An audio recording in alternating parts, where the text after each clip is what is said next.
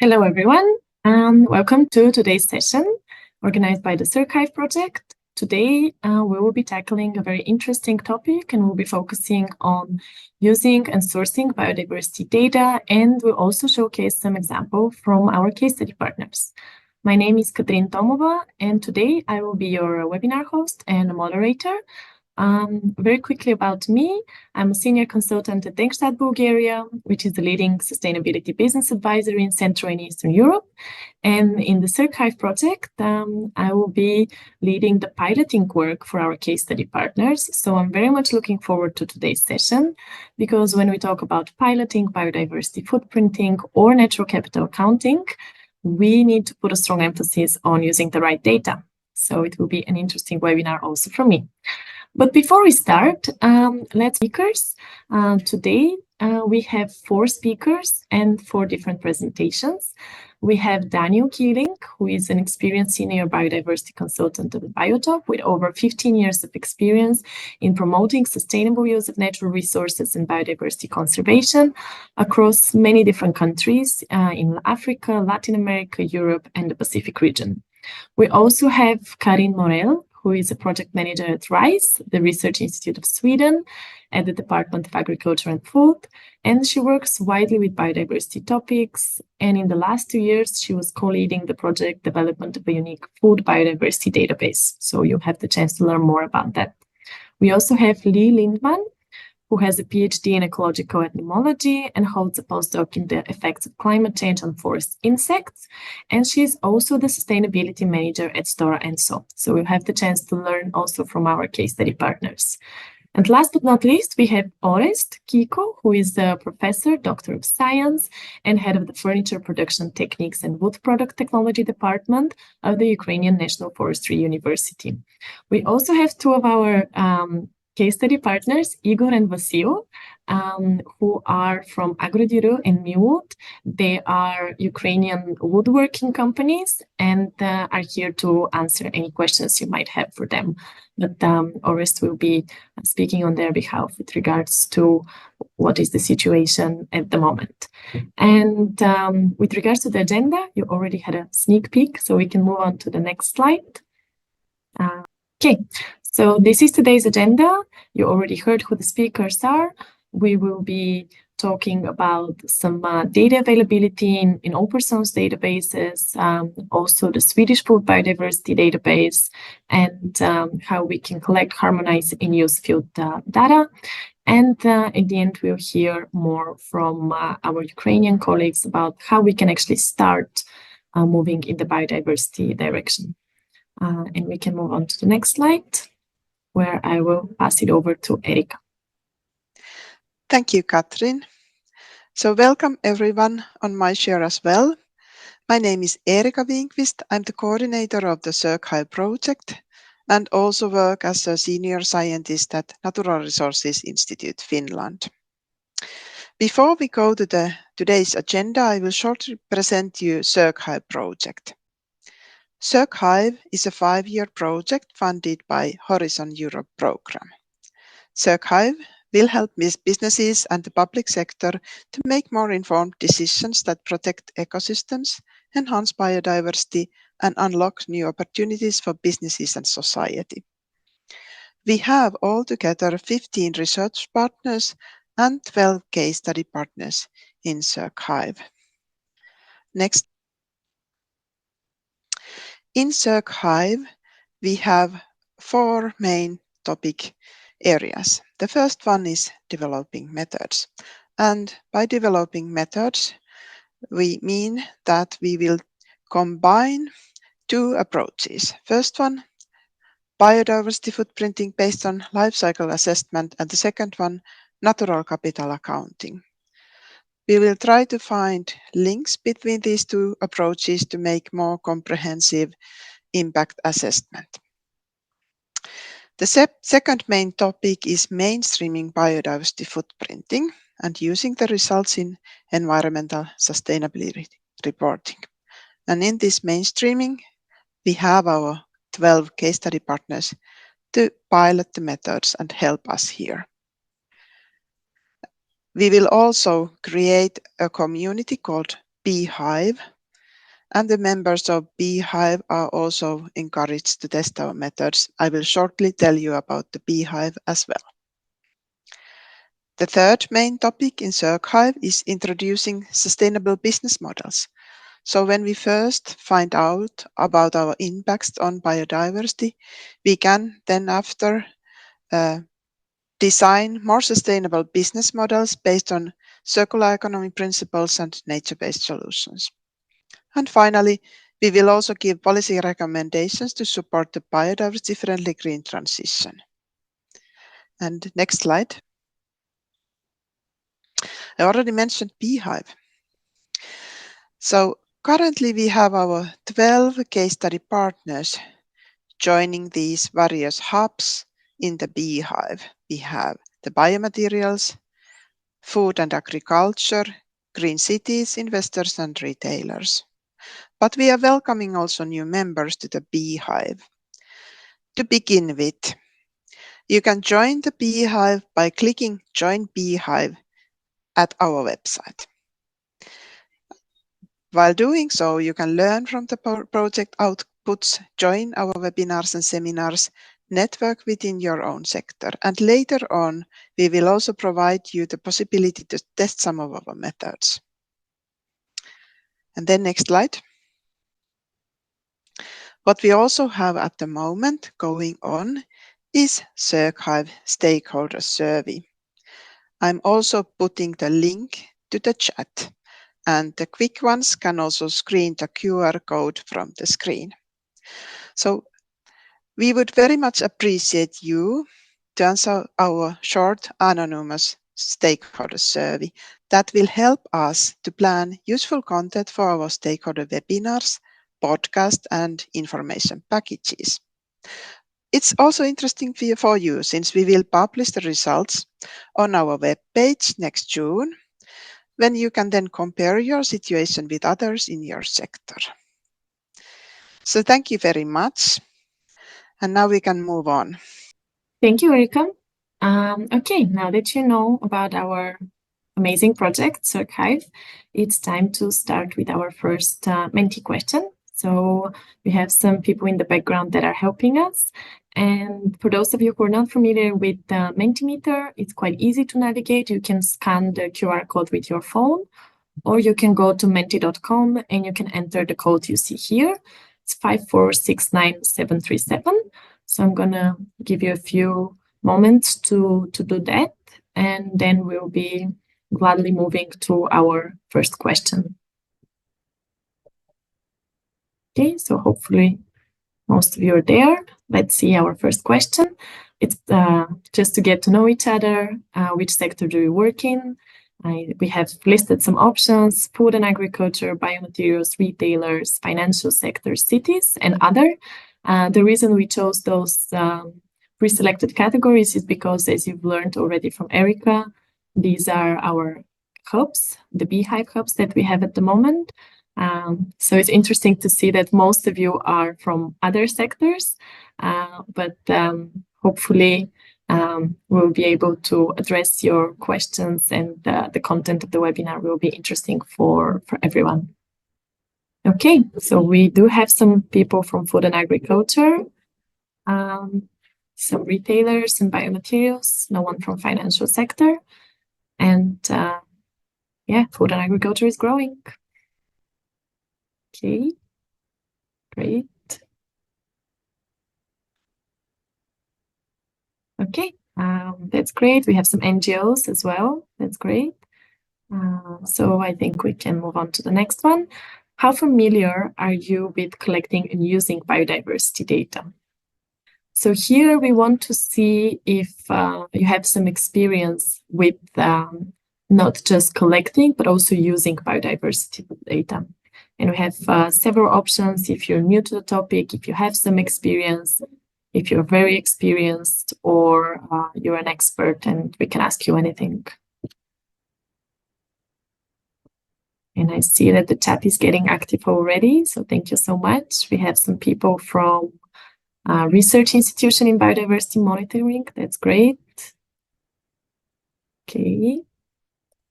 And here we have people that are new to the topic, but we also have people that are experienced in using and collecting biodiversity data, and 3 experts that we can ask them everything. So that's great.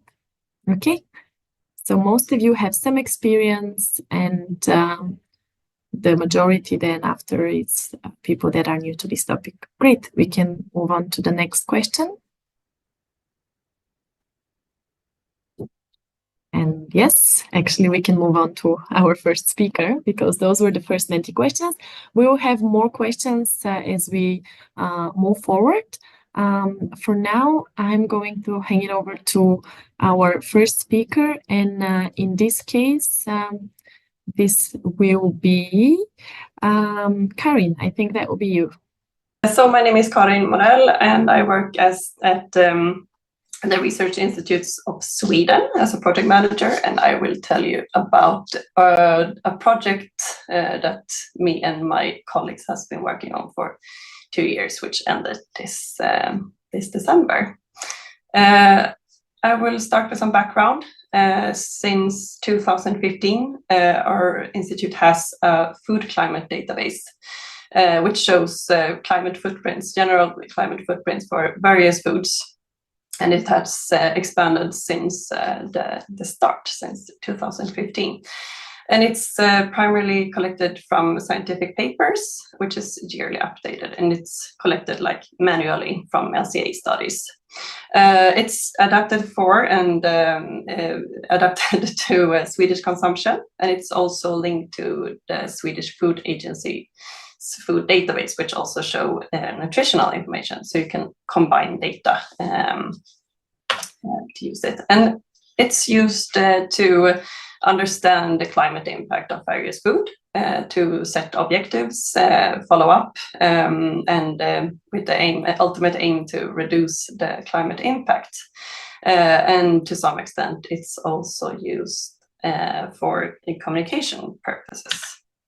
The users are quite spread. It's public sectors like municipalities, regions, authorities, but also private companies within the, it's stakeholders that produce and consume foods in different ways. So it's commercial kitchens, restaurants, food producers. It's also used by universities. And we have also climate database partners, which we call them, that develops different tools to that integrate the data so that it could be more easily used by the users. So most are using it via these climate database partners. And we have surveys showing that we see a reduction of about 5% of the climate footprint per meal and per year. So it's a good example on the quote, what is measured gets managed. And we have got from our users a need for a similar database to also include biodiversity impacts. So that's the background for our project Food Biodiversity Database, in which we aim to build a user-friendly database that quantifies the biodiversity impact. And it's, of course, very complex, and we don't have a perfect method, but we have choose one so that we think is good enough, but also is recommended by the UNEP's Forum for Science-Based Decision and Policy Support. But we have also built the database in a flexible way. So if there are other methods coming, like the CircHive methods, we can easily integrate it or complement the database. And that was a very important task. And yeah, further we have planned how it should be further developed and updated and usable even after the project. And we have worked together with a retail company, Coop, and it's funded by Formas. And like I said, it ended this December, but we have actually got funding for 2 more years, so we can continue the work there. And this is how it looks. It's a website. I will post a link in the end, or I have posted it. It's it's a beta version, and we will really stress that it's the first version that could absolutely be developed. It involves over 120 food items in 200 countries, so it's quite good global coverage. So users can search for different food categories. It's a hierarchy where food category 3 is the finest.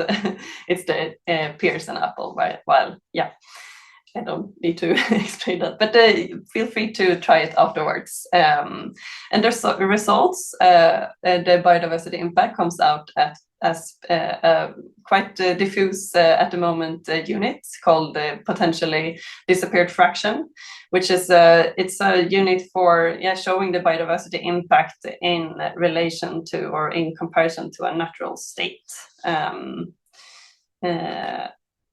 But I will focus, as this is a data webinar, on data and the needs to build this up, how we collected the data, and of course challenges that we met. And I will first go briefly through the method that we used. So to start, this method is calculating the land use based impact, while other drivers or stressors are not included at the moment, like electricity inputs, like eutrophication, emissions, that causes climate change, or other pollutants, and not the packaging either. So there's many stressors, and we have only included that what happens on the farm, but in this example of milk, also the imported feed. And it's a Swiss research group called Stora Enso that developed this method. So the first thing we need is the land use. We select the land use type, cropland, pasture, semi-natural pasture, which we have developed in the project. Or if it's a greenhouse, we will choose the intensity of the land use, which is primarily based on the inputs and or activities like tilling. So it's quite covered, but it's still focused on the land use. And we also select if it's occupation, which is land use, or if it's a transformation, or if we will include the transformation impacts, which is land use change, which we haven't in this project, as we understood that it's a very complex topic. So it's an area for improvement to include that. So the land use is multiplied with a characterization factor, which is provided by Stora Enso. It's based on a species area relationship model, and also vulnerability scores, which is in turn based on a lot of data from ET, IUCN, and Worldwide Fund. So in summary, you need to know where in the world it takes place, and how the production looks, and area required for producing 1 kilo food. And the result will come out as a potential disappeared fraction, and you can get the result aggregated or for single taxa. And at the moment, there's 5 taxa groups involved in the method. And this is, we have focused on food, but it's worth mentioning that the method can also be applied for forestry and urban areas. So to start with, I want to picture out like different scenarios for the basic data needs to get, so you can understand what different scenarios we have been working on. So the first is vegetables, which is the most simple group. Then we the basic needs are the area of production per kilo, and we need to know the country of origin, like lemons from Spain. Scenario 2, a little bit more complex, is the processed and or multi-ingredient food, in which we need a recipe. We need to know the ratio of each ingredient, and we need to know the country origin and the area for production of for each ingredient. And then we can summarize it like this example, oat milk from Sweden. And the most complex, I would say, as from our experience, is the animal-based food. As we need to assign forage, general forage for like a Swedish pork, even though there are a lot of production systems and obviously a lot of different feed, but we need to assess the amount and ratio of the feed, and also the country of origin and the area used. And also, if it's pasture based, we need to know what kind of pasture is involved in the production, like this pork example from Sweden. And I will not go through this in detail, but that was the basic needs, the area and the country of origin. We also need, when you look working with LCA, we need to consider byproducts in the process, to allocate to spread out the impact based on, we have used economic allocation. So yes, and it's stepwise, but that's detail. And the data collection, so to summarize, like what we needed, we need for crops, vegetables, vegetable-based food, we need crop yield, which we used FAO stat for, which has global data for harvest of various crops. For animal-based products, we need feed and pasture use and management, which we gathered from scientific literature, interviews with experts, and contact with producers. We need losses and waste too, losses and waste from the production of the foods, which we gained from scientific literature. And like I said, the byproducts and allocation factors we retrieved from LCA databases, and the recipes we used scientific literature and web search. And fortunately, we have utilized a lot of articles and data from the climate database. So that made it more easy to collect the data. And it's also important to harmonize, as we want them to be used together. So it's important that it's based on quite the same data and assumptions. So we experienced a lot of challenges during this project. I will list some of them. So first, crop yield data are national, but as Biodiversity Impacts acts local, it will be preferable to have data at finer scale. We actually found some geospatial harvest data, but it was quite old, from 2010 for 20 products or so. So we could weight new characterization factors to better reflect the reality. So we hope to find more data, but we will see. It's a challenge. And the crop yield data, as far as we know from FAO stat, does not divide it into cropland, respectively greenhouses, which is a problem, as we can. For some products, we can assume that the yield is higher for greenhouses, and then the impact will be lower. But now we have only used one value for both cropland and greenhouses.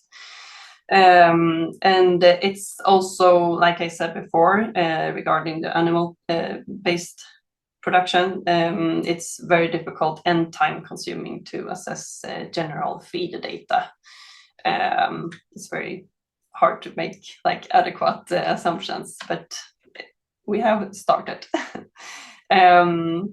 And the same goes with the processed or multi-ingredient food. It could be sometimes, for some products, hard to assess and find recipes, and adaptation factor lacked sometimes also. And also traceability of ingredients from multi-ingredient food could be hard sometimes to assume or assign, as many foods only have the packaging country when it comes to multi-ingredient food, so you don't know if the almond in an almond milk comes from California or Italy or and the oil comes from Sweden or Germany. So that was a challenge, but we will work on these challenges in the next project, which we also will add more products. We will work with method development. We hope to capture more drivers of biodiversity loss, and we'll to examine the data needs and availability for that. And we will, of course, harmonize and synchronize and learn from each other, like CircHive and this project. It's a good timing. And so far we have only developed a database, and we have barely not even analyzed the results. So in this project, we will perform case studies with Coop too, that's also in this project, the retailer, and also a food service company called the Compass Group. So we will try the data, try the method, and apply it in different cases. And we will also, because we want to use this, like I have mentioned, together with the climate database, so you examine the impact from various environmental impacts, and there could of course be both synergies, but also goal conflicts between climate and biodiversity, and we want to explore, like, okay, how can we handle those conflicts, and much more. We have just started, so we'll see how it goes.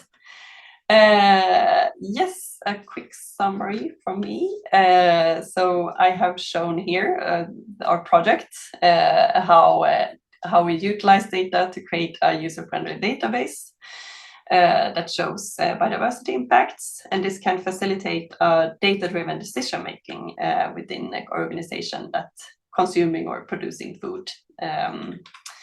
And we have used and the LCA method recommended by UNEP, but we have built the database in a flexible way, so we can change and complement the method and the database.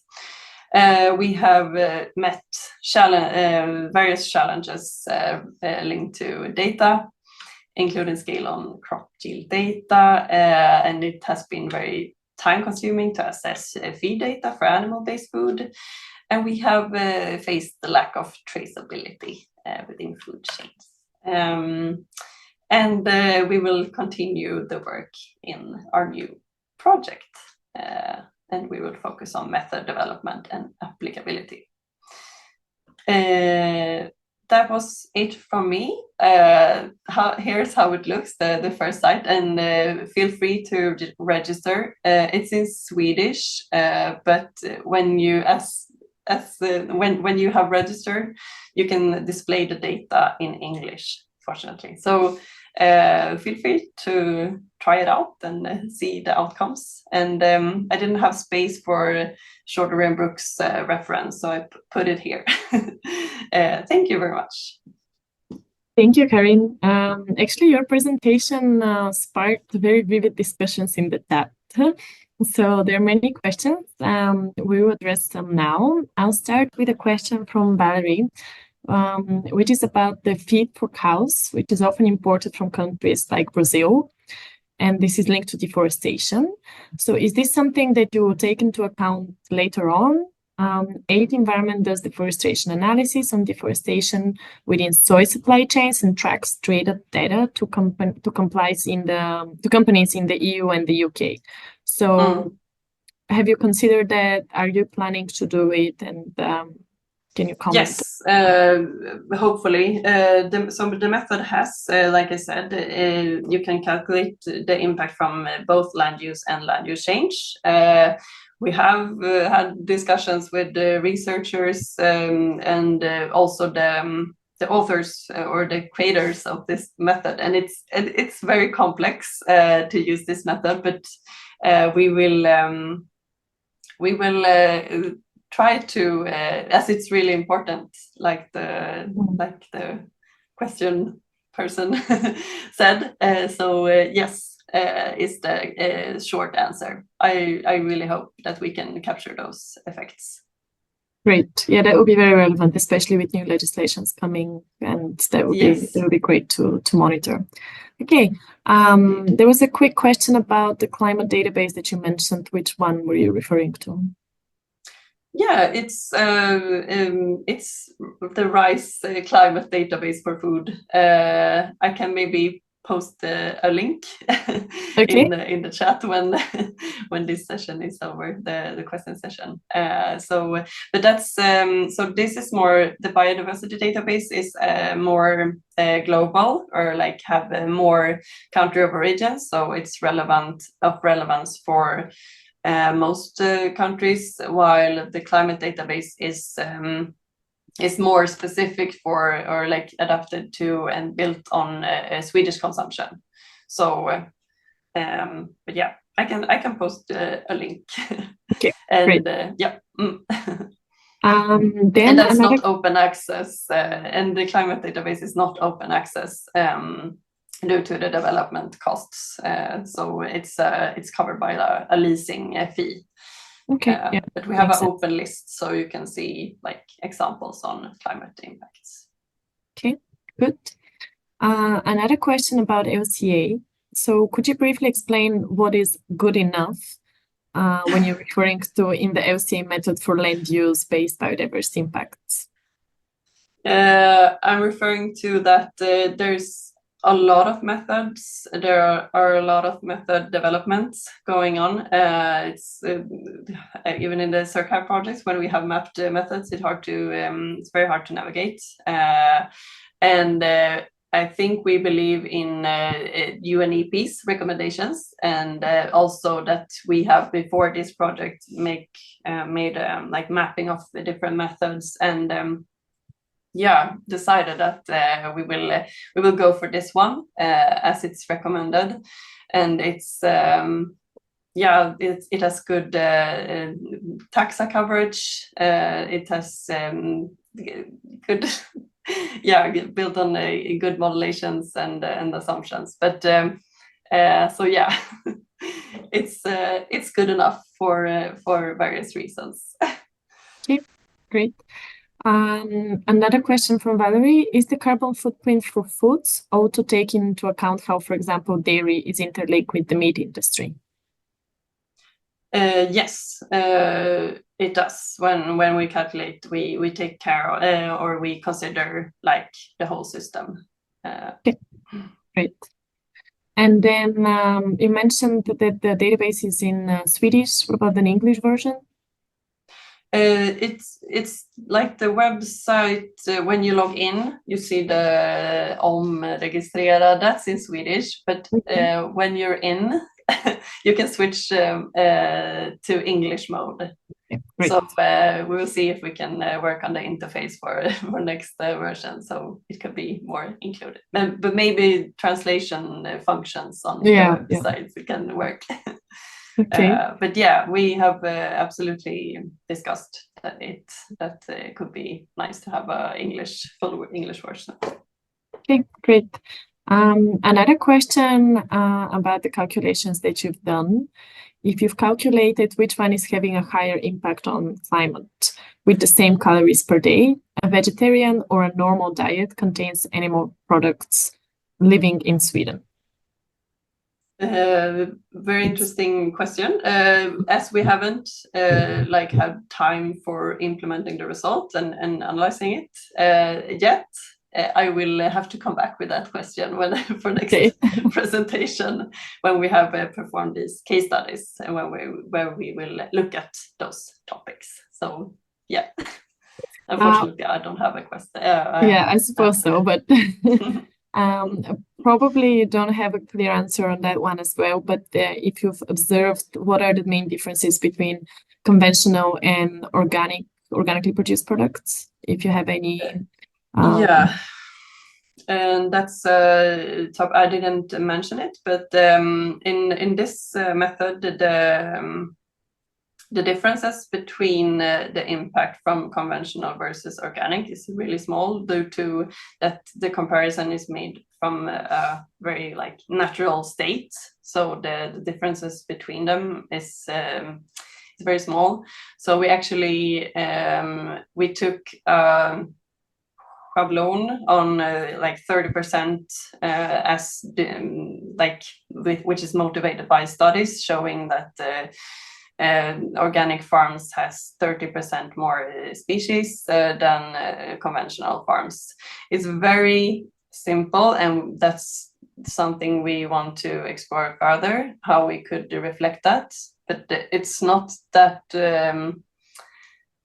black and white either, due to the land sparing sharing discussion, where you can motivate that it's better to have intensive systems, then you can conserve more areas for nature conservation. But I think we need both, and I think we need to dig into that topic more. Now we took the straight answer is now we have 30% less impact on organic foods. But for animal-based products, we don't have any organic, as we didn't have the time, but we will add it. But I think that will be a great difference between conventional and organic, the feed. The feed. Okay, great. Okay, thank you. I will stop bombarding you with questions, and then I will thank you for the presentation. Whatever is left, we can also address at the end of the session. So I'm going to now pass over to our next speaker, Daniel. I hope you are here and ready to share. For the general subject, compared to what Karin well presented before me. So thanks, Kai, for the invitation. I'd like to talk about the data availability on open sources regarding biodiversity and databases. And yeah, so for those of you who don't know me, I'm Daniel Killing. I'm a senior biodiversity consultant at Biotop. Biotop is a consultancy company from France, based on France, of over 30 years of experience. It's been doing a lot of work on research, consulting, training, communication, everything related to biodiversity. We have been working majorly in France with 23 offices, but also for the first 10 or 15 years in the international level. I have offices in China, Madagascar, Colombia, Morocco. So we have been working a lot of environmental and biodiversity projects, conservation and regulation projects. So because we are spend a lot of time in the field, we collect a lot of data, so naturalist data records. So we have a lot of experience on biodiversity and the subject of open source of databases. So in a broader way of saying, we need data to make the analysis, to work on the projects. Everyone had different projects and different scopes, and we tend to search this data on open source databases. So what are they? So they are freely available for everyone to use it, share, and modify. This is the major request to be considered as an open source database. So the thing you can access, easy access, download it sometimes and modify and shape it into your need.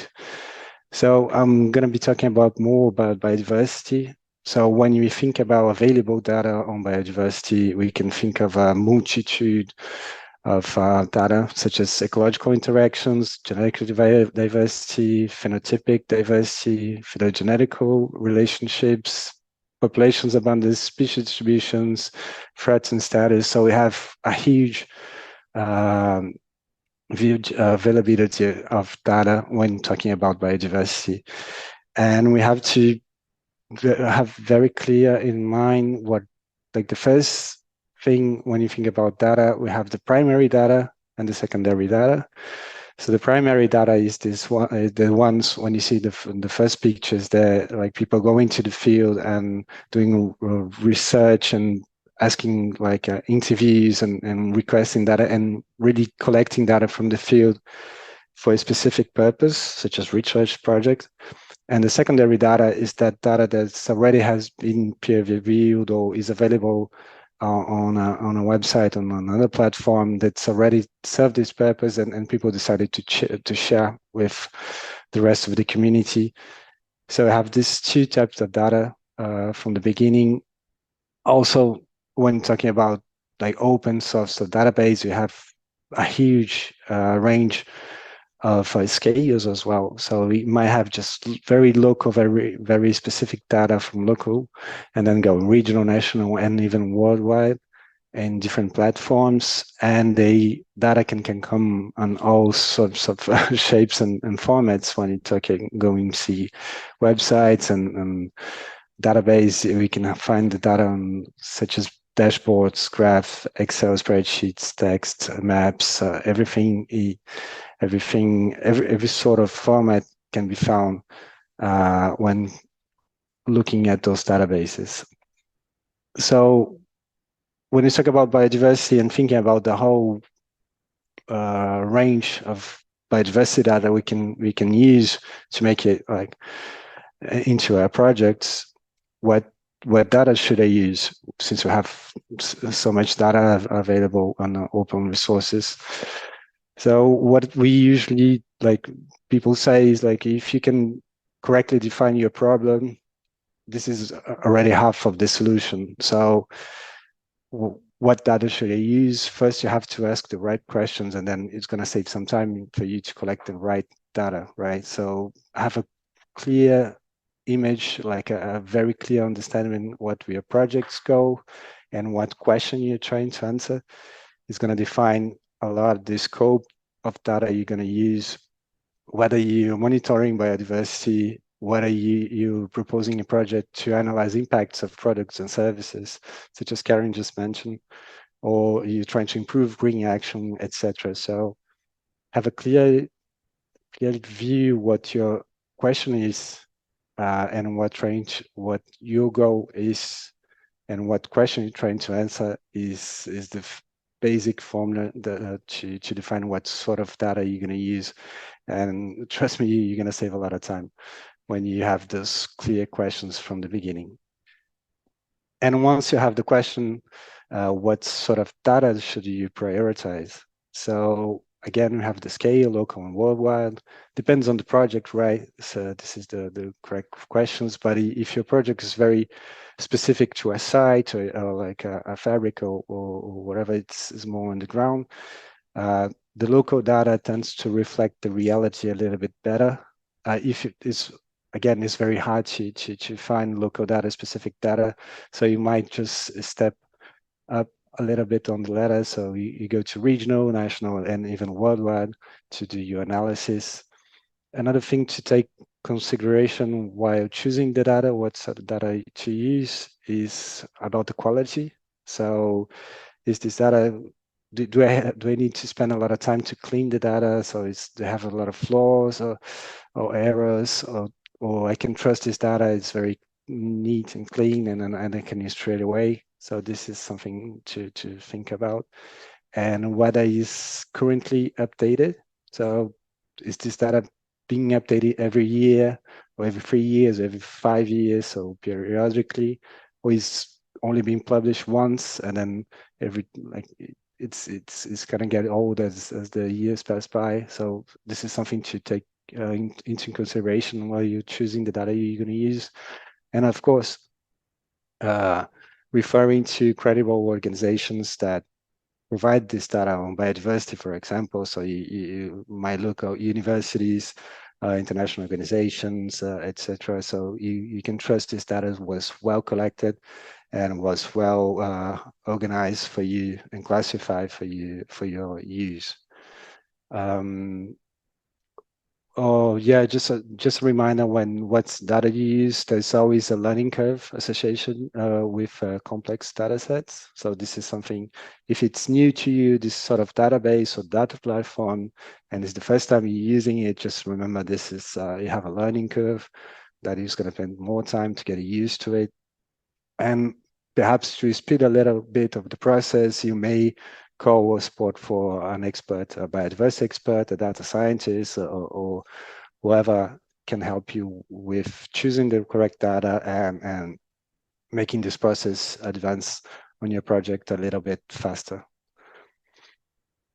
So just to exemplify a few open source database, this is just a few examples for worldwide database that you can just go into the website and check the data, download it, modify. So the first one will be the World Bank database. You have a lot of indexes, tools. You can even make some graphics inside the website. You can download it in different formats. You can explore. It's not just biodiversity. You get environmental data, economic data, energy, etc. about the sectors. So it's really useful when you're trying to have a really large scope of your project. Another one would be our World in Data.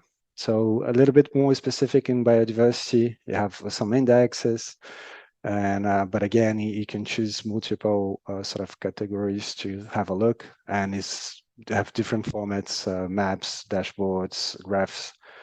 You can really, it's a good resources, and of course the Global Biodiversity Information Facility, the GBIF, where you have a lot of specific data on biodiversity itself, like species, distributions, is an open source, so everybody's uploading, researchers are uploading information, downloading and evolving every day. So this is a good source. And again, when you're talking about biodiversity data, is going to be very specific, but also very broad. So there's hundreds and hundreds of platforms that are open source that you can access, that is going to give you a good view of the biodiversity data you may need. So like, for example, YUCN platforms, key biodiversity areas, world data on protected areas, everything on the Intergovernmental Panel on Biodiversity Ecosystem Services, or the panel platform for climate change, like so IPBES, IPCC,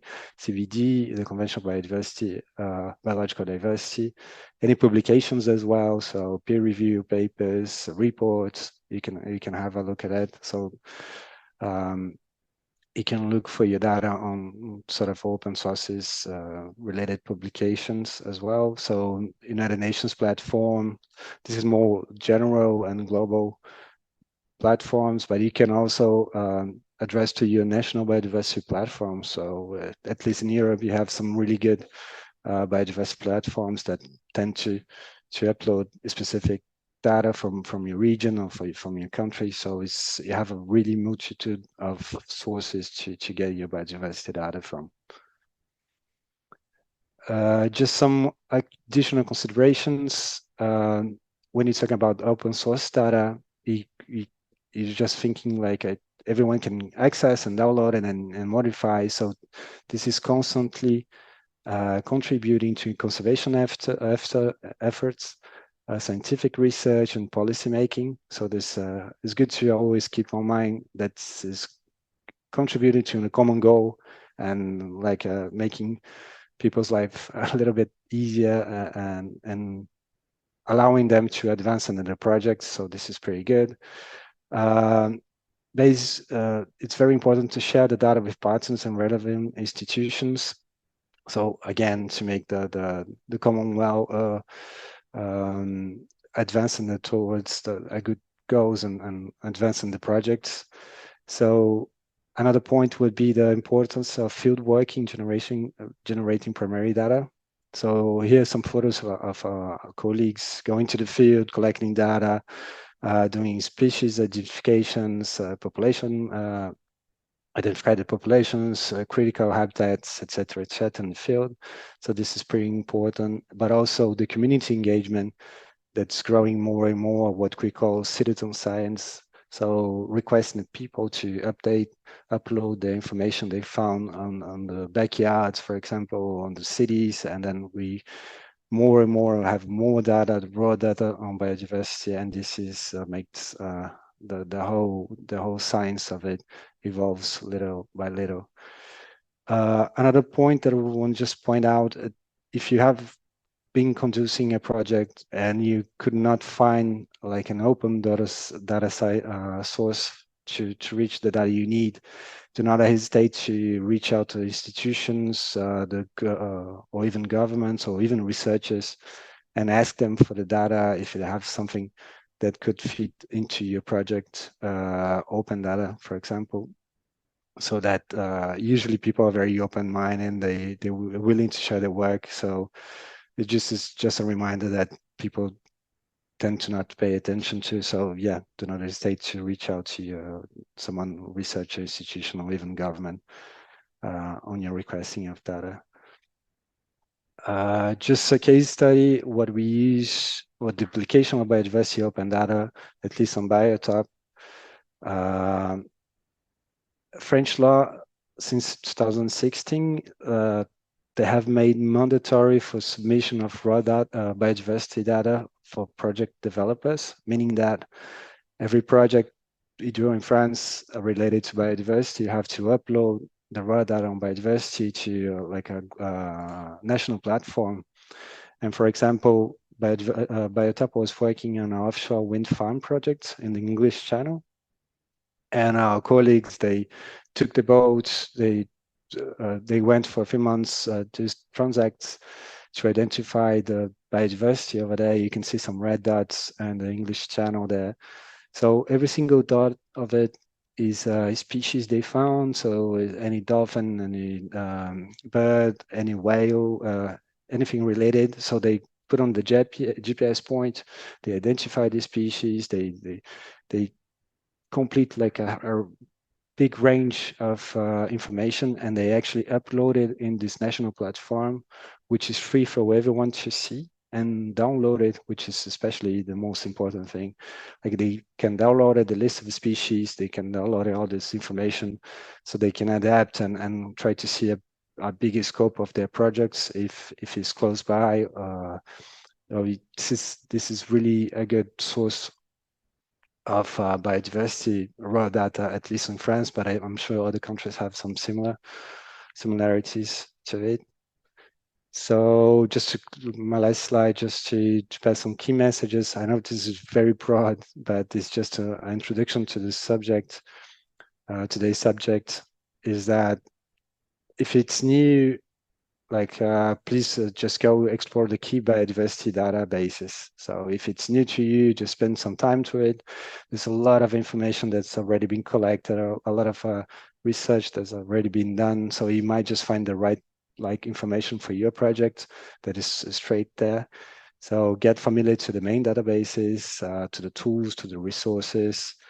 Again, try to ask the right questions at the beginning of the project. From experience, again, is going to save you a lot of time. Just scoping what data you need to reply to answer the right question, the question of your project, because it can be very time-consuming. Clean data, searching for data. So if you have a good scope, what question you're trying to answer, this is going to make your life very a lot easier and your project a lot quicker. Try to think on data sharing once your project is done. So this is more like a community-based sort of try to evolve together and share knowledge so everybody can evolve together. And try during the process, try to construct some partnerships with experts, with stakeholders, partners, and always having like outside view of an expert or of someone else. It's always good to your project as well. So that's it from my side, Catherine. If you wanna, I'm always available to be like, this is my email. If you have any questions, do not hesitate to send an email, a message, or my colleagues from CircHive. But yeah, thank you for the invitation. Thank you, Daniel. Yeah. Yes, this has been very interesting. I have a question for you about data gaps. Where do you see data gaps regarding open source biodiversity data? Are there specific geographical areas which are not well covered, or maybe some specific habitats which, according to your experience, are not so well covered? Yeah, that's a good question, Catherine. So, I mean, there's always going to be data gaps, right? So, because it's like, especially now, we have some demands, some international agreements, and everybody's getting into the biodiversity analysis, for example, and yeah, they want to have the data ready for the specific analysis, but it doesn't work that way. Science always tends to take a little longer. Like as you saw, you have to go to the field to collect data, and that involves a lot of processes, resources, human resources, financial resources. So you always generate gaps depending on where you focus your energy on. So of course, there's some countries that you have larger gaps in a specific area than the others. So I don't know. I can give more examples, but I guess without pointing any fingers, yeah, there's always going to be gaps. So that depends on your project question, but yeah. Yeah, maybe it's important to know that there are gaps and consider that in your analysis. Yeah, I agree. Okay. And I'm sorry if I can just say another thing. And sometimes not that the data is not there, it's just the data is not shared. So it might just have some specific scientific research in a specific country, region of a country, and it's published somewhere, or is not even published there, but it's not shared with everyone. So everyone does not have access, even though they have this data, they have been there, they have collected this important information, but it's not shared with the public or the community. So there's a data gap, but it's not shared. It can be also something to focus more a little bit on. Try to think to share your data once you get the project done. Right. It's always important to also dig deeper and try to find it. Okay, there is a question about what data ecological restoration projects are collecting to evaluate the success of the restoration. If you have any ideas on if there's anywhere that information would be recorded open source. And there's a quick request if you can bring up the slide with the list of the main databases very quickly. Sure. So, but yeah, that's, if you go to Google and just open data source on biodiversity, if you start with those ones, I think that would they give a good sense for general biodiversity data. So you can go into deeper national platforms, especially. So regarding the restoration projects, I would say land use data. So you can see year by year that like the vegetation changing, so, and then the landscape changing, and land use as well, land use and cover changing. So this is very specific and might have some gaps as well, because some places you don't have like a year to year land use change satellites images, but I would say that yeah. I would start with that, and then if you get more specific, I have to dig dig a little bit more to answer this question. Okay, thank you so much, Daniel. That's been very useful and very interesting. So before we move on to our next speaker, we have a new Mentimeter questions that we want to ask you. So I'm going to ask my colleagues to move on with them. And you can see the code here again. It's the same, I believe. Yes, 5469737. The question we have now is which of the following sources do you use for data collection? You can also use the QR code to scan. We have open databases, private databases, suppliers data, customer data, own data collection, and collaborators and competitors. So here we're asking which of the following you use. have never used or you use very often. And it would be interesting to monitor your responses as they're being visualized quite nice. So we can see that open databases are leading at the moment, and own data collection is also something that you are using. Okay, I'm going to give you a bit more time to go on menti.com and use the code or scan the QR code.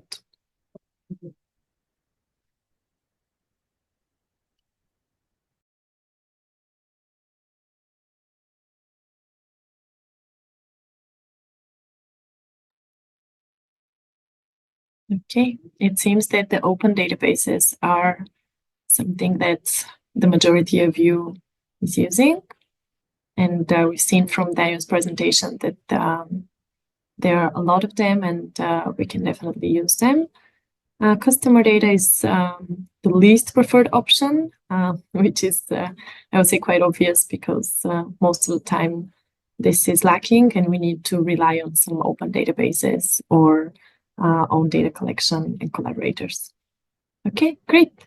If we can quickly move on to the next one, thank you.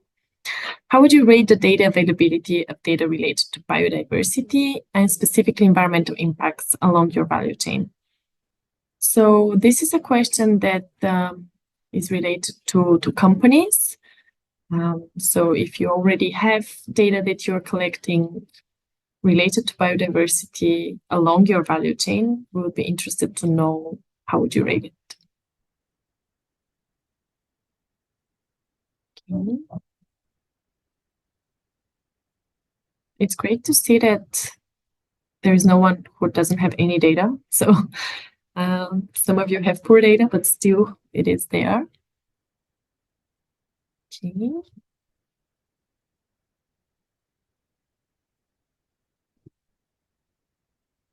Okay, I'm going to give you a few more seconds.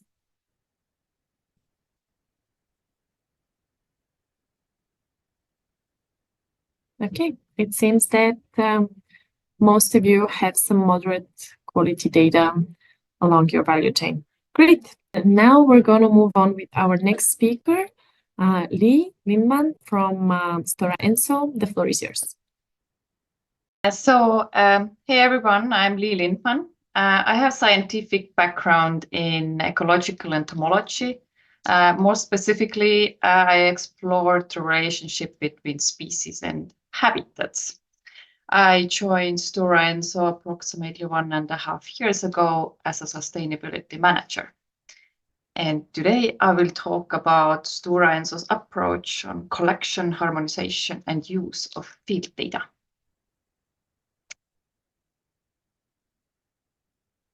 As a background, Stora Enso is one of the biggest private forest owners. We have our own forest in Sweden. We own 50% of plantations in Brazil and Uruguay. And additionally, we operate in some countries, which means that we conduct operations there, but the land is not ours. And these countries are Sweden, Finland, and Baltic states.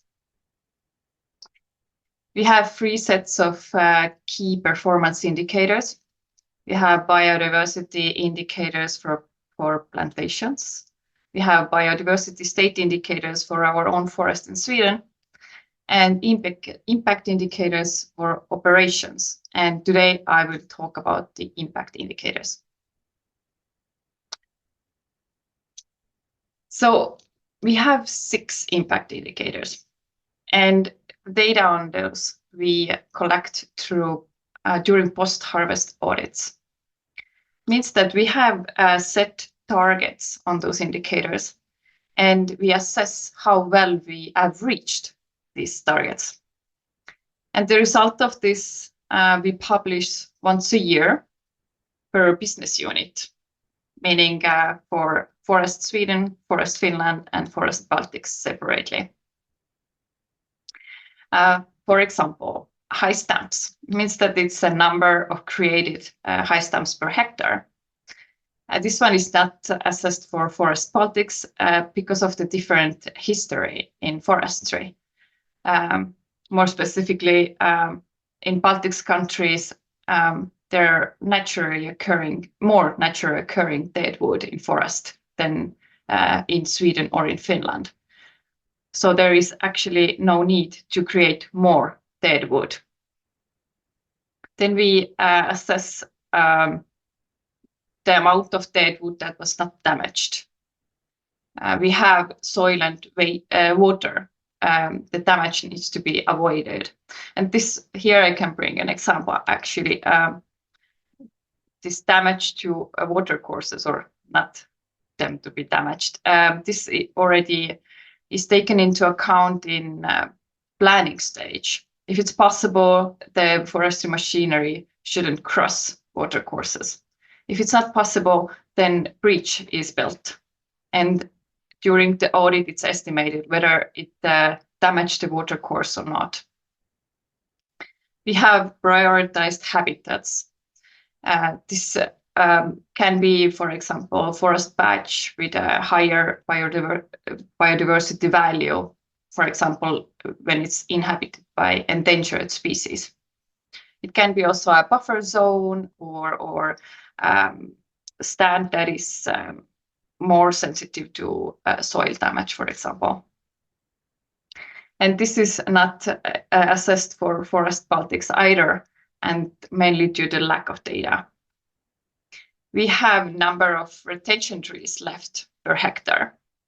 And we also assess whether buffer zones next to wetlands and water courses have been created according to instructions. However, there are slight differences in how the impact indicators are understood and measured in different business units. And these differences are mainly derived from differences in legislation and certificates. For example, FSC as a sustainability certificate in forestry requires different number of retention trees left per hectare in different countries. But those differences can be derived also from history. For example, that in Sweden and forest harvesting residue has been collected quite efficiently over the last decades, which is not the case in Baltic states. There are more dead wood left, and this is also the reason why we don't create high stumps in those states.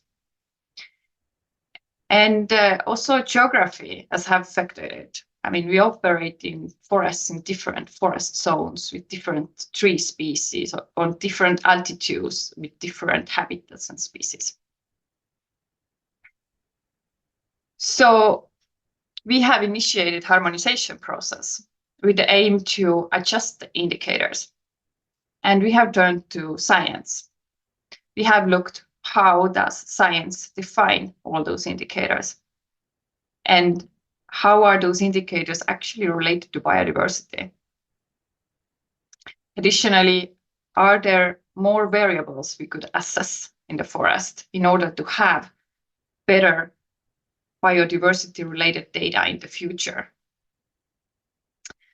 But this is not so simple because of those regional differences. We have different landscapes, habitats, species, climate, amount of dead wood, and so on.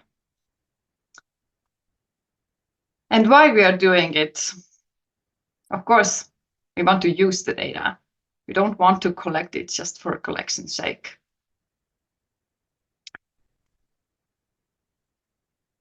Traditionally, data is collected with paper and pen method.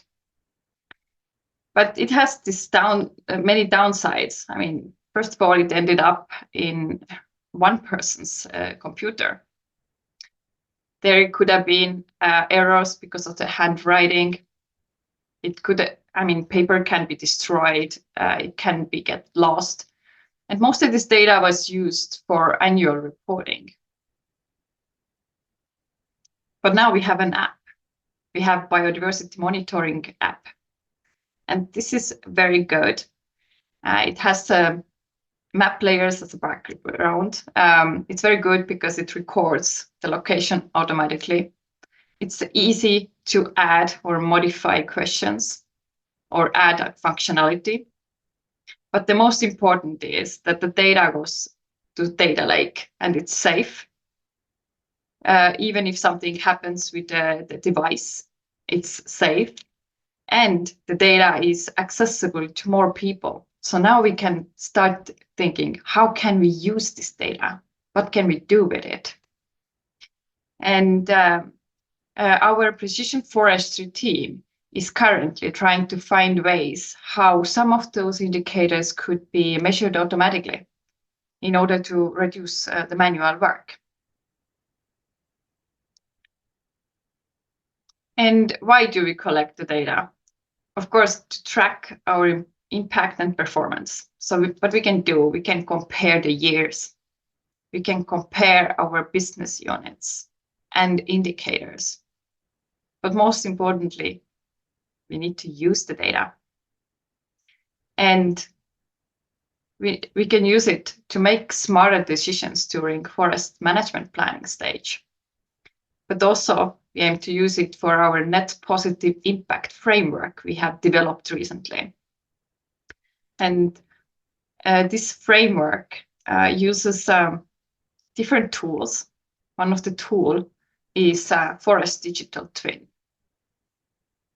And Forest Digital Twin is basically a digital version of a forest, but it's based on numerous map layers and different data from different sources. So it gives us this opportunity to simulate actions. We can simulate in the future and be sure that those actions we do today are beneficial for biodiversity in the future.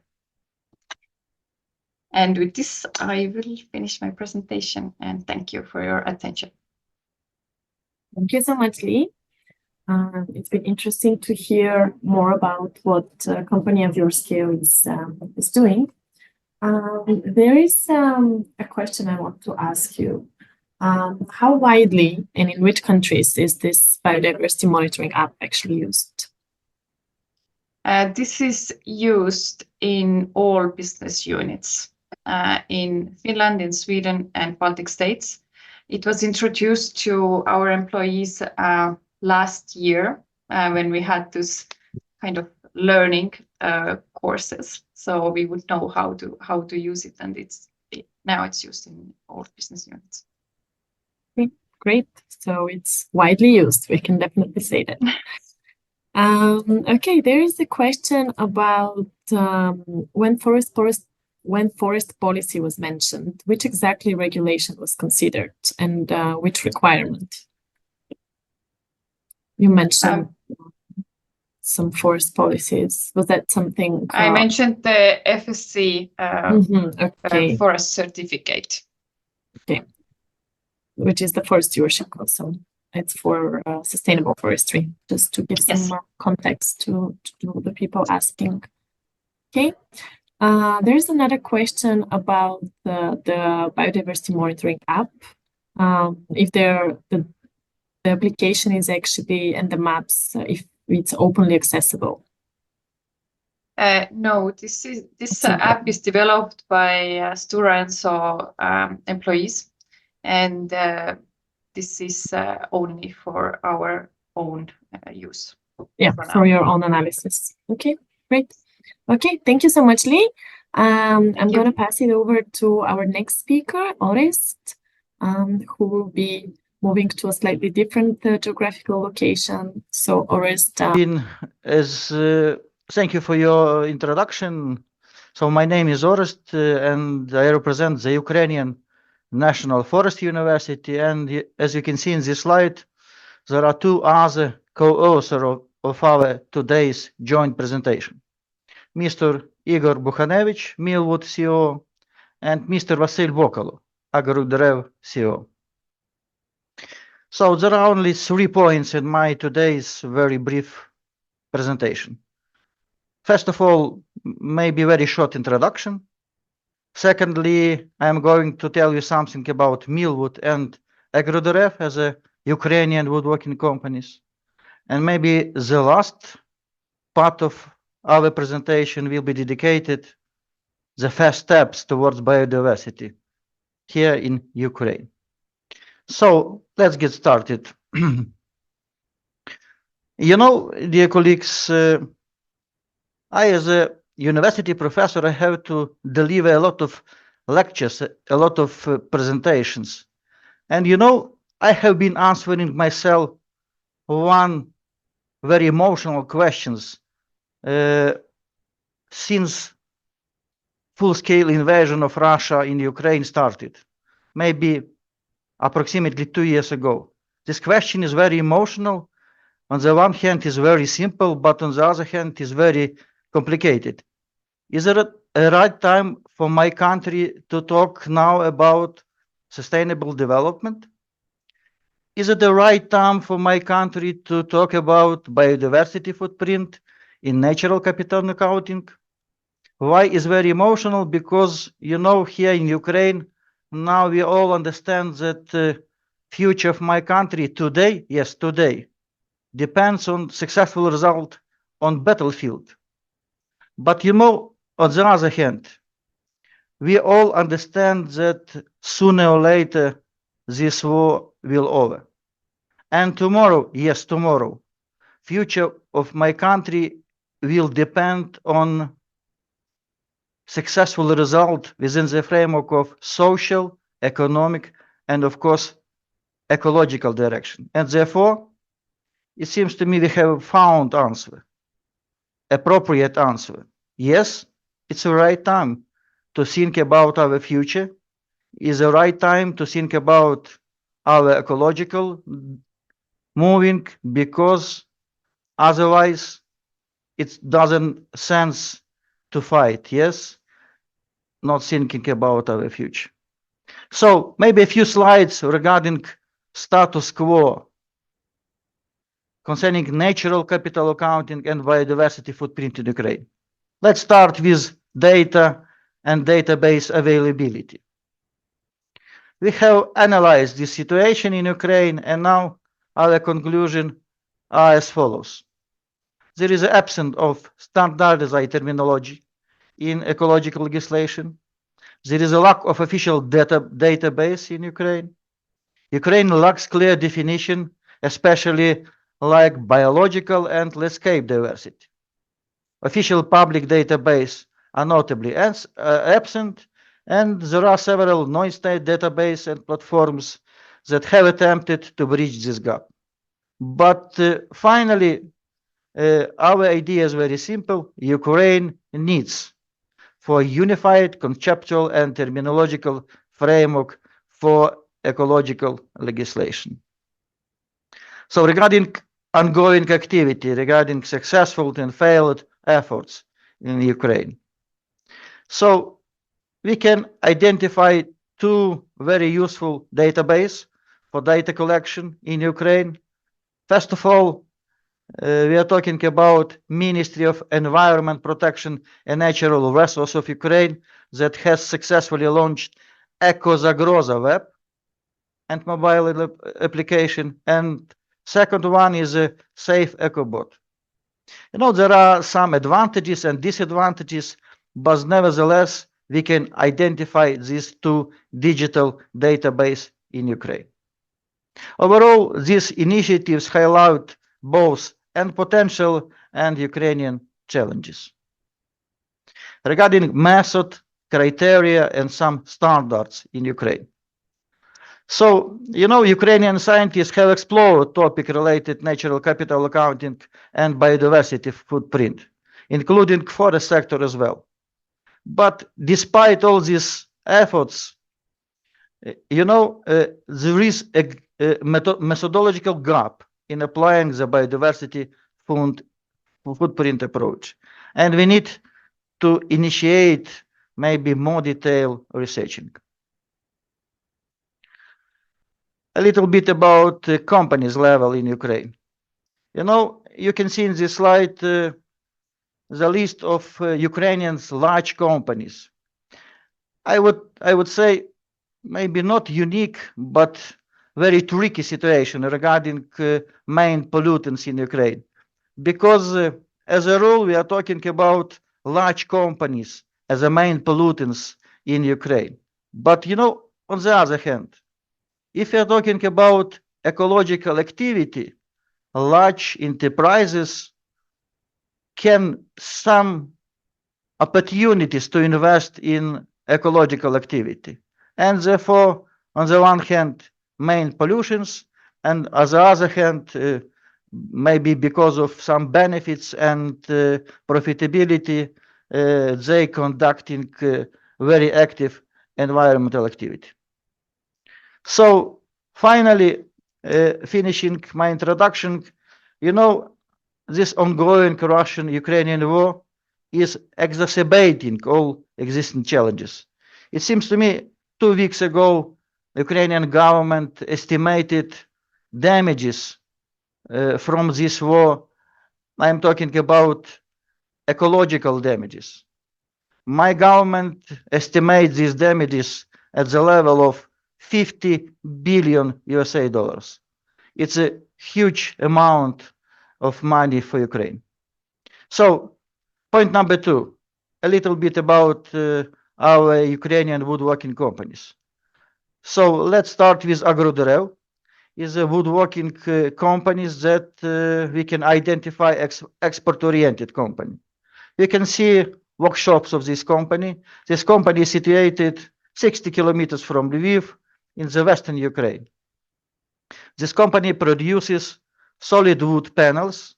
Sometimes we call it as a furniture boards, yes? I'm sorry, furniture boards, yes? Oak lamella, lumber, fuel briquettes and fuel pellets. But main product of Agroderew company is furniture boards. The second company, Millwood company, woodworking export-oriented company as well. It's situated in the western Ukraine, in Frankivsk region. It's situated maybe 100 kilometers from Lviv. They produce a wide range of sawn timber for construction, for wooden buildings. We can identify the main products of its activity as wooden beams for wooden constructions. So let's talk about our first steps toward biodiversity. Our university team visited 2 Ukrainian companies, and we had a lot of discussion, online discussion, offline discussion. Why? Because, dear colleagues, frankly speaking, we can say that maybe majority of Ukrainian woodworking and forest sector companies are at the beginning of our biodiversity journey, and we should start approximately from zero. Why? Because you can see in this slide some priorities, some pillars of the Ukrainian ecological reporting. Priority number 2, priority number 1, yes? Each enterprise should identify green gas emissions and should identify sources of these emissions regarding, of course, its activity. And then each enterprise should additionally to determine exact number or maybe exact volumes of these greenhouse gas emissions. Pillar number 2, each enterprise on the basis of these identified emissions should calculate ecological tax declaration. Ecological tax declaration that is calculated as the multiplication of the polluting mass by the corresponding tax rates. Corresponding tax rates, some standardized price of pollution units. And pillar number 3, majority of the enterprises within the framework of Ukrainian forest sector are using FSC certification. As a rule, we are talking about necessity to certify overall supply chain.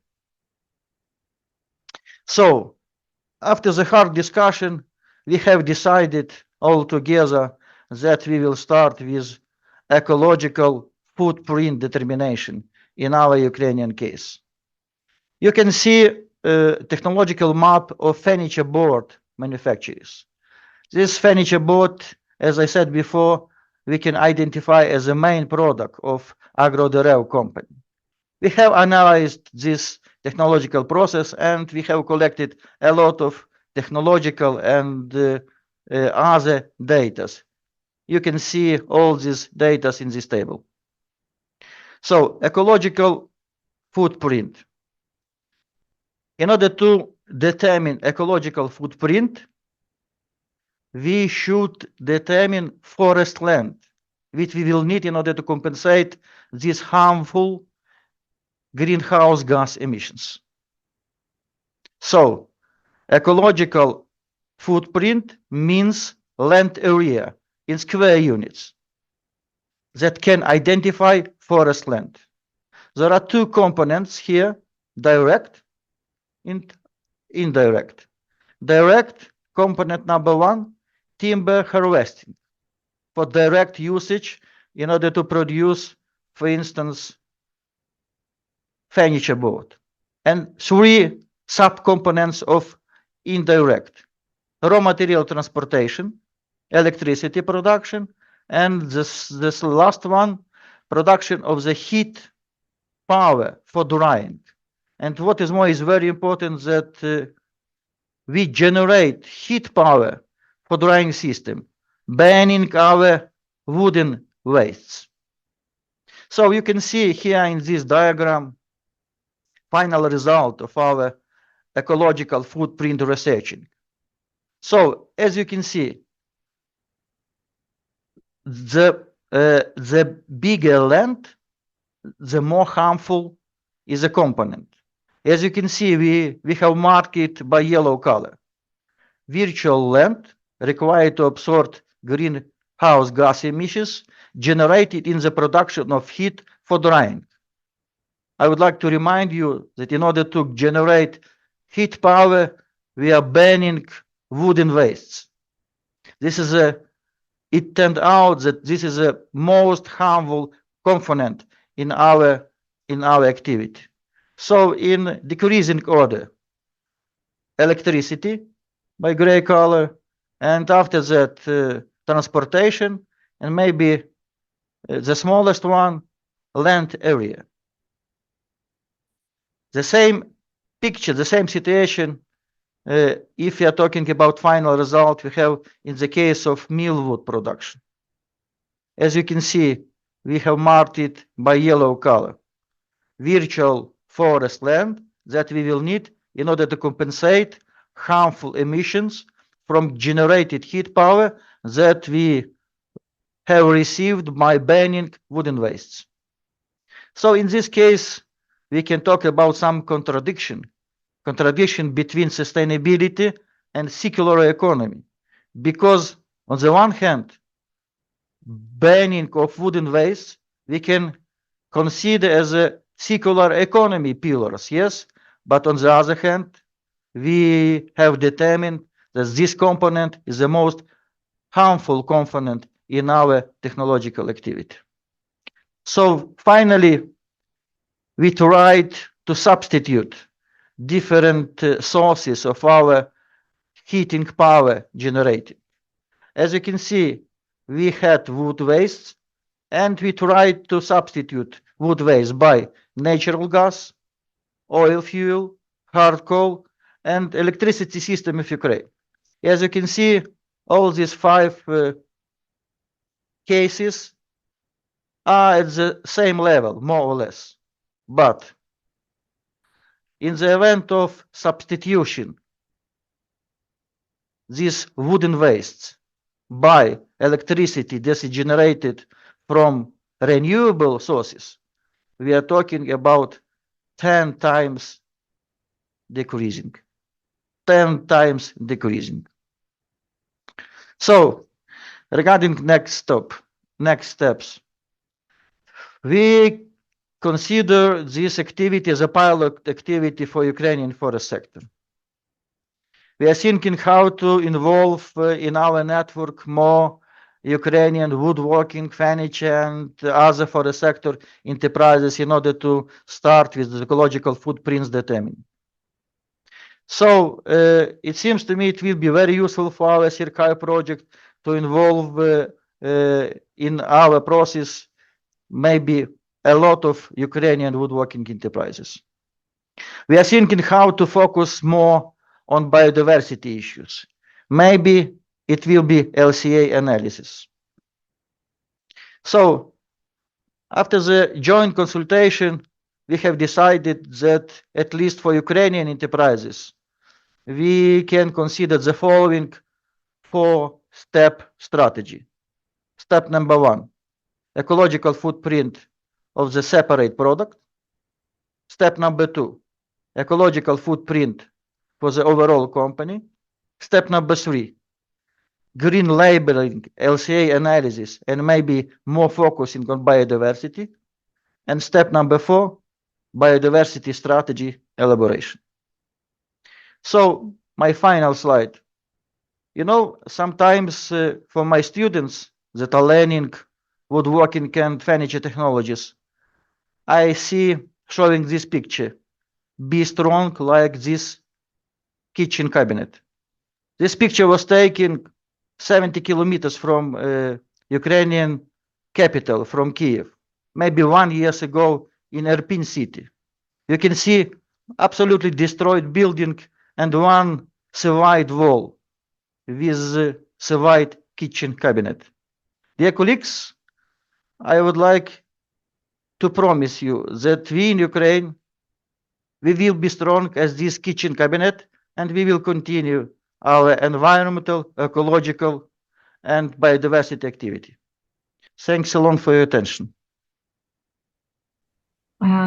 Thank you for this insightful presentation and walking us through how we can start with regards to biodiversity.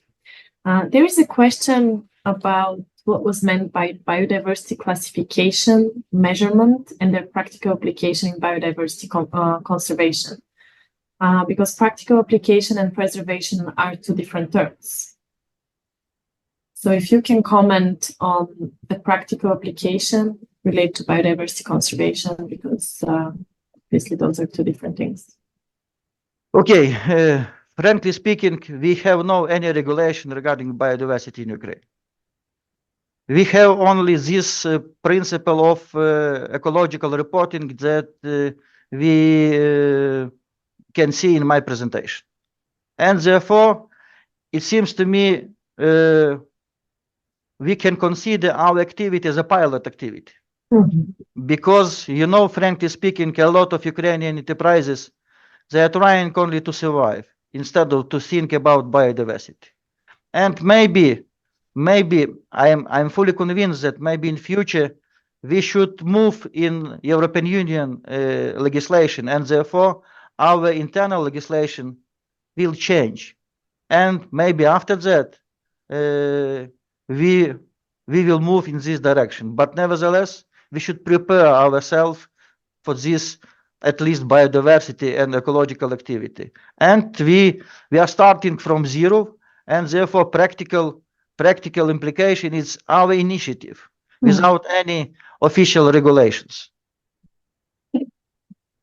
Starting from zero is always difficult. So it's great that we have two of the case study partners, the woodworking companies from Ukraine, that we can work together and pilot different methodologies with them. I have a question. If we heard from Stora Enso that they have this app, biodiversity monitoring app. Do you think that in the future this could also be something that Agroderew and Millwood could possibly be using while they harvest wood? And if they have some contracting suppliers, if they can also apply a similar method? So thanks, Katrin, was a great question. You know, we are planning to conduct a lot of consultation with Lee. And, you know, it will be great to use such digital application for Ukrainian case. You know, there are a lot of difficulties, there are a lot of limits, because I don't know, fortunately or maybe unfortunately, but 99% of Ukrainian forest is state forest. We have no private forest now. And if you're talking about forest suppliers, of course, we should take into consideration only state organization. But we're actively moving in digital direction, and this application will be very useful for us. And we are going to conduct very deep consultation with Stora Enso representatives. And what is more, Stora Enso in our case study within the framework of CircHive project, and it seems to me we will be able to initiate very useful bilateral cooperation. Yeah, this is one of the great benefits of the CircHive project, that we have different companies from different countries and experience that they can leverage from one another. Okay, thank you, Orest. Now it's time to move on to our final Menti questions, and then we'll have more time for questions. I have some that were left and we couldn't answer. So let's start with the first one. If you could rank the following CircHive topics from the most to least interesting for you. So here we want to see what would be interesting for you. To join the Menti question, again, go to menti.com and use the code that you see on the screen, 5469737. We don't have the QR code here, but hopefully you have it open. So yeah, there's the QR code. Thank you, James. Okay, so we see that we have several options. Method development, as you heard from Erica, we are working on mostly biodiversity footprinting and natural capital accounting as two methods focusing on biodiversity. And then we have biodiversity in environmental and sustainable reporting, so a focus on reporting, and then the utilization of biodiversity data, some policy and governments, and networking. Okay, seems like sustainable reporting is fighting for the second place and it's winning so far. So the methods are leading. Obviously, being part of a data webinar, we understand that the data is crucial for the methods, and the methods are crucial for understanding biodiversity better. So great to see many of you answering this question. I'm gonna leave the Menti open, and in the meantime, I wanna ask a few more questions to our speakers that we had raised during the webinar. The first one is to Karin. There was a question about the PDF. Someone was interested to know if the PDF per kilogram is something that's been adopted globally, like the CO2 equivalent for carbon footprint, and if you can explain a bit more about this biodiversity metric. Yes, I will try. It's not adopted, or not yet like adopted like the CO2 equivalent, but it's very and one of the most common units when working with LCA, biodiversity LCA. It's a quite diffuse unit, like I said. Originally, it's I think it spans from 0 to 1. So 0 reflects zero loss, and 1 is like the total ecosystem is damaged.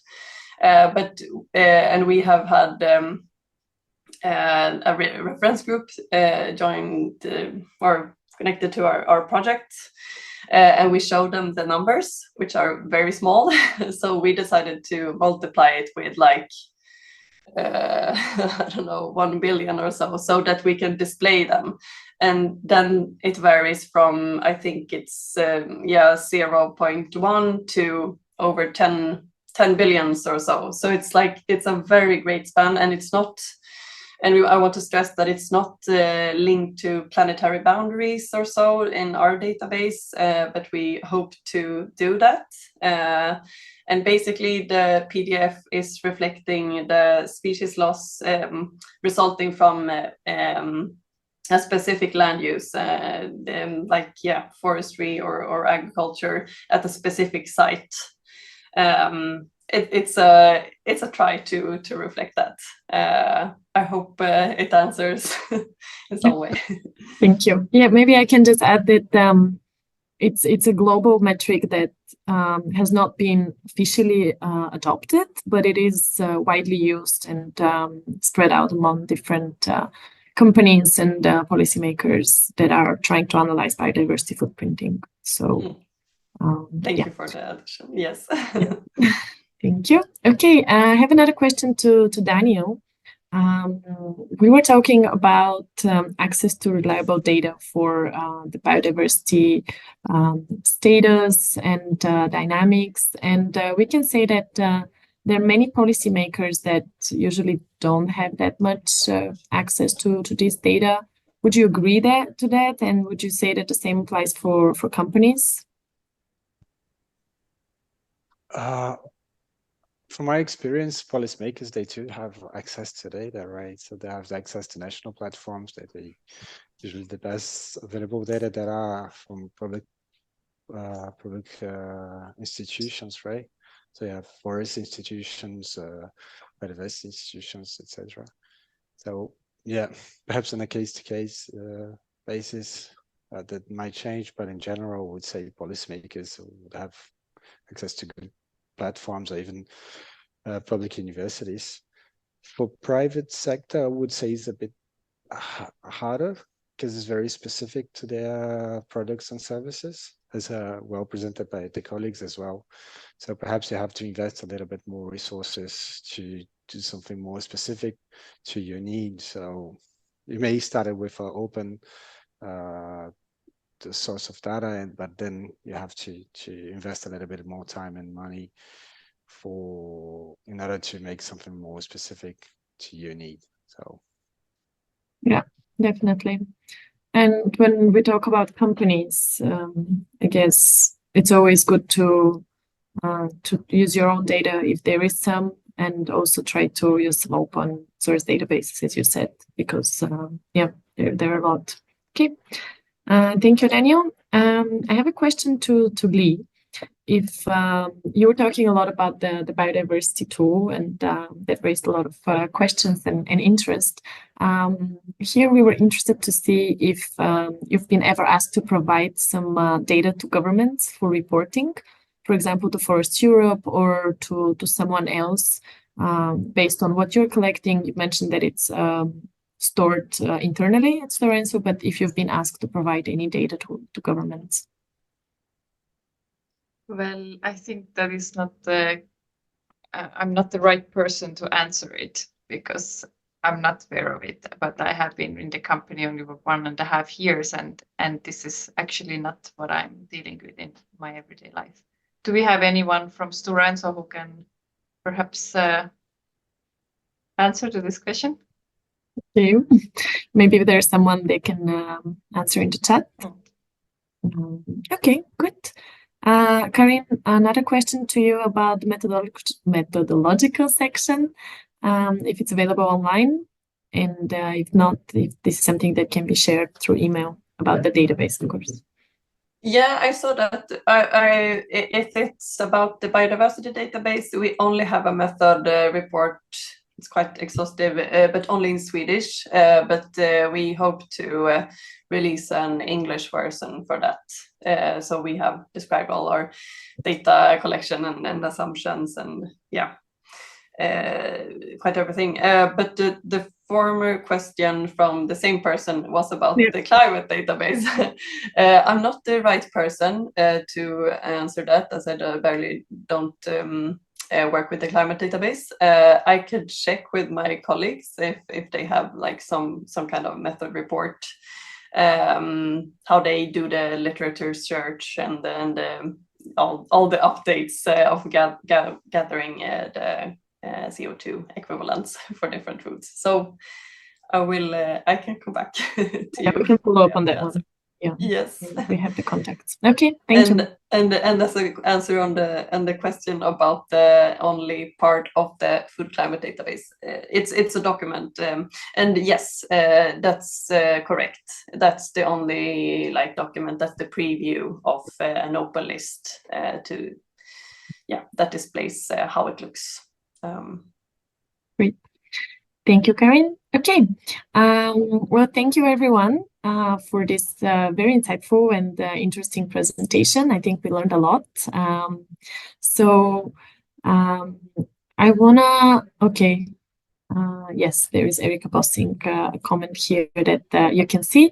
What I wanted to say is that if you want to further discuss those issues with our experts from the CircHive project, or if you want to become part of the BEEHive project, which we learned from Erika is a network of companies and cities that will be the early adopters of our sustainability footprinting methods that we will be developing, please get in touch with us. Follow us on the, LinkedIn or check out our website. This is a 5-year project, so we'll be working a lot on those topics. We're just starting now, and we also want to encourage both researchers and companies to be active and contact us. We would love to collaborate on those topics and other topics related to biodiversity footprinting and natural capital accounting. So you can also follow us on LinkedIn, as I said, and check out our website so that you can be well informed about what we are working on. There will be more webinars coming up and more possibilities to collaborate. So with this, here's the website is on the chat, so you can all go there and check it out and get in touch with us. And I would like to thank once again to our speakers for their contribution, to the audience and the participants for their active discussion and questions, and wish you all a great rest of your day. And hopefully we'll see you soon on another CircHive event. Thank you, everyone. Thanks a lot. Thank you. Bye. Thank you. Thank you. Bye.